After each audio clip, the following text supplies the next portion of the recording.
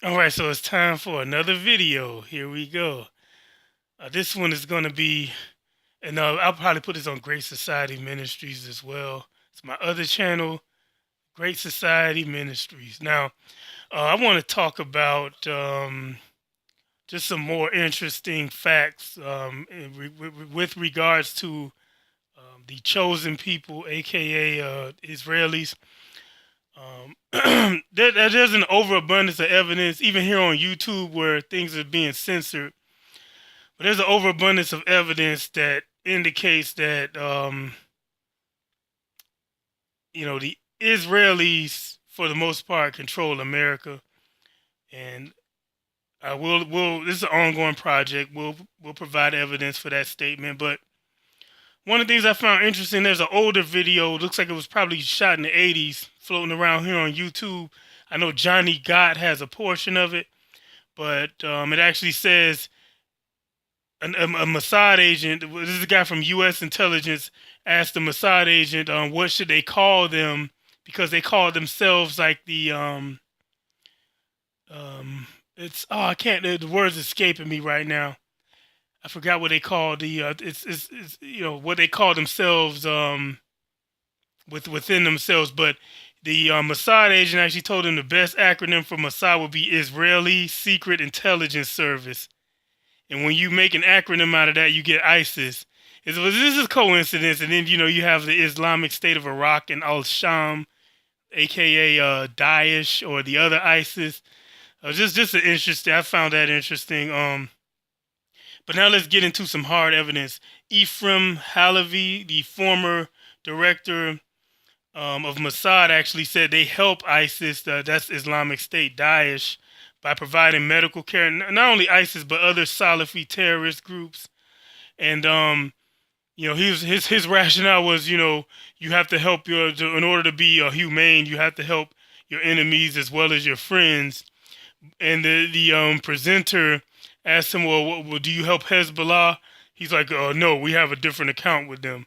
So it's Saudi Arabia and Israel have the same friends and enemies. So for all the people who are against Iran, and Brendan O'Connell's one of them, they have all these criticisms and critiques for Iran. That's just further evidence. Israel and Saudi Arabia have the same allies and the same enemies. Hezbollah is a mutual enemy, and an ally, or at least a entity that they support, is ISIS.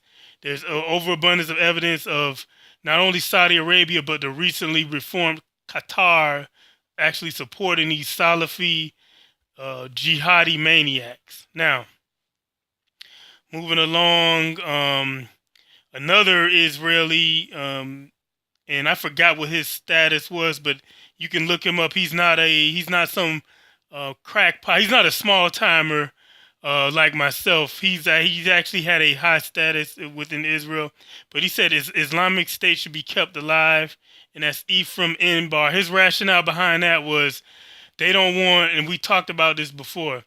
Israel essentially wants to bleed both sides endlessly because it keeps attention away from them. It keeps possibility of any sort of armed opposition against them impossible. So they'll be able to impose their will on the entire region. They won't have any competition. Essentially, Israel wants the entire region to be like Palestine or the Palestinians. They want to be able to have the latest and greatest weapons while their opposition only has rocks. And they'll justify killing them or putting them in prison for life for throwing rocks. You figure that out. Trump told Netanyahu that they would take on Iran together. You could look that up. And I like to call him Ben Natay. That was his alias. I think his real name, his family's real name is Malachowski. That their European Jewish name is Malachowski. Their surname. What Netanyahu means, I don't care to find out. I'm pretty sure it's something that's offensive to all people outside of his religion. Now, the Times of Israel said that Trump was America's first Jewish president, and that should be obvious for anybody who just pays attention to his rhetoric and his family ties it should make it pretty obvious, what his who his where his loyalties lie. Let's put it that way. But what else do we have here? JewishPress.com. You can check this out. Trump family donated bigly to the cause of Israel and Judaics. Trump's father actually gave a big chunk of money to them. So this, and I'm doing this video to show, once and for all that, the tail actually wags the dog. People act like, and they pretend like the reason the United States support Israel is actually strategic and it helps the U.S., but nothing could be further from the truth. There was a meeting of rabbis not too long ago, and this is easily researchable on any search engine. The rabbis actually justified a book written by one of their colleagues where he said killing non-combatants, including children, killing children is okay, according to these rabbis that were at that conference. And just read the Old Testament. We talked about this before. The Amalekites, they were not treated with any sort of regard in the Old Testament. And I've said this in the past. Ben Netanyahu met Netanyahu. I like calling him Netanyahu. I think that's funny. Met with Chabad leaders, and his name was Sneerson, Rabbi Sneerson. And this guy actually, he was seeking his blessing in all things public and private.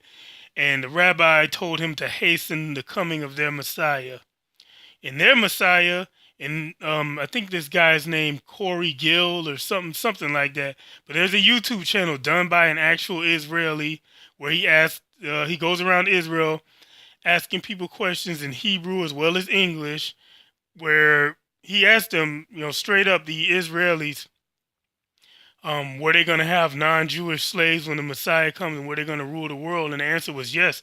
One man said it may have been each Judaic may get 800 slaves.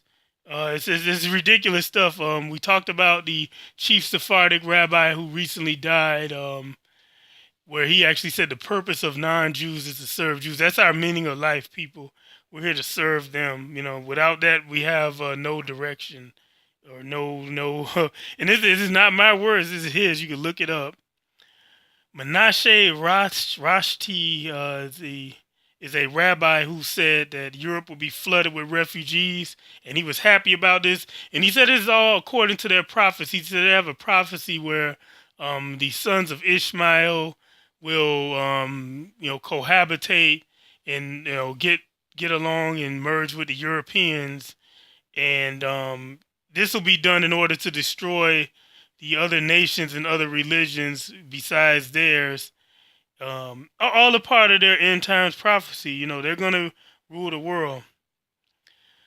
And we talk about Carol Quigley a lot to tie along with Carol Quigley, because Carol Quigley has two very important works, Tragedy and Hope, and the other one is The Anglo-American Establishment, where he basically talks about how there's a cabal behind England or the UK and the United States.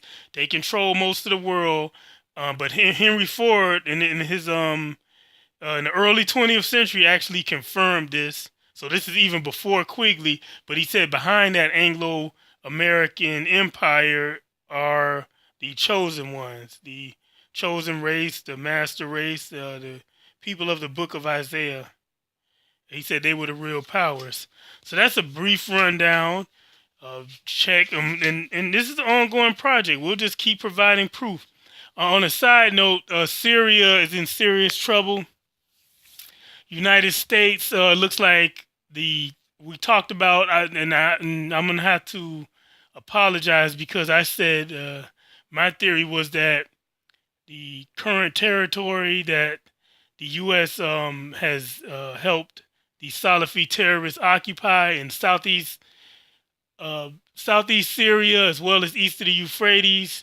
It looks like they're going to go on an offensive. There's a channel on YouTube called South Front where they said the terrorists in those positions look poised to attack the Syrian government-controlled areas from that pocket that's along the Jordanian and Iraqi border.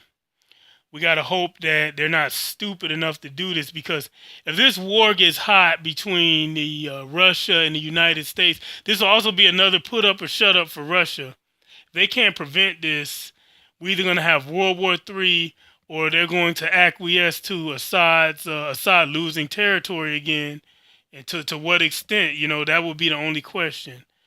But it's not looking good. We have to hope that the popular mobilization units are a big enough threat to deter that, because what could happen is these forces try to invade, but they just weaken themselves and the PMU come in, and then the Assad forces hold out, while simultaneously the PMUs take their territory with the Iraq Jordanian border. Interesting developments in Syria. We have to keep our eye on it, but that's it for now.